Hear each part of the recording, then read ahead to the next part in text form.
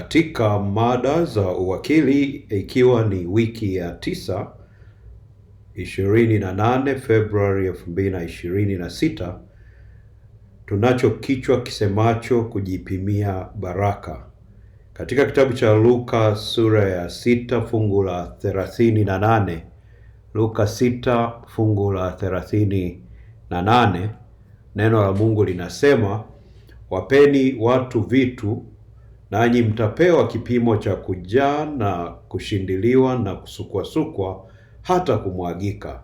Ndicho watu watakachowapa vifuani mwenu, kwa kuwa kipimo kile kile mpimacho ndicho mtakachopimiwa.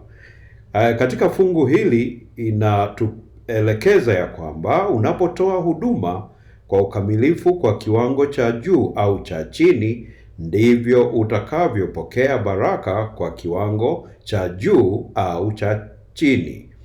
Katika huduma ya kurudisha zaka na sadaka, ukirudisha kwa ukamilifu kwa kiwango cha juu au cha chini, Bwana naye ndivyo atakavyokupimia kwa kadri ulivyotenda. Ni ahadi ya ajabu kiasi gani! Yesu anasema, kama tukitumia kipimo kikubwa kutoa zawadi zetu, atatumia kipimo kikubwa kutubariki. Bila shaka hatutoi ili kupata baraka, tunatoa kutokana na baraka ambazo Mungu tayari ametupatia. Yeye ni mwaminifu na mkarimu kiasi kwamba anatubariki kwanza. Hata hivyo, baraka zimeahidiwa. Maisha ulio nayo ni uchaguzi wako.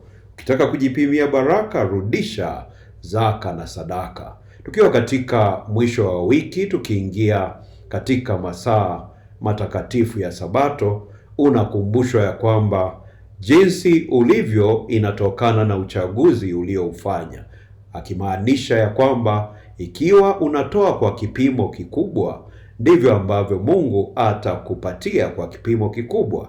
Ikiwa unatoa kwa kipimo kidogo, vivyo hivyo Mungu ni mwaminifu, atakupatia kwa kipimo kidogo. Hebu fanya uchaguzi sahihi kwa kurudisha zaka na sadaka.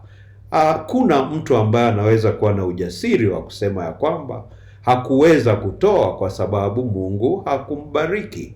Tunatoa kwa sababu Mungu tayari amekubariki. Je, umetoa zaka na sadaka?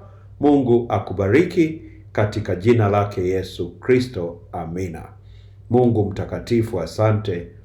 Bariki msikilizaji huyu, mfundishe kutoa kwa uaminifu kwa sababu tayari umetubariki. Tunaomba na kushukuru kwa jina la Yesu Kristo. Amen.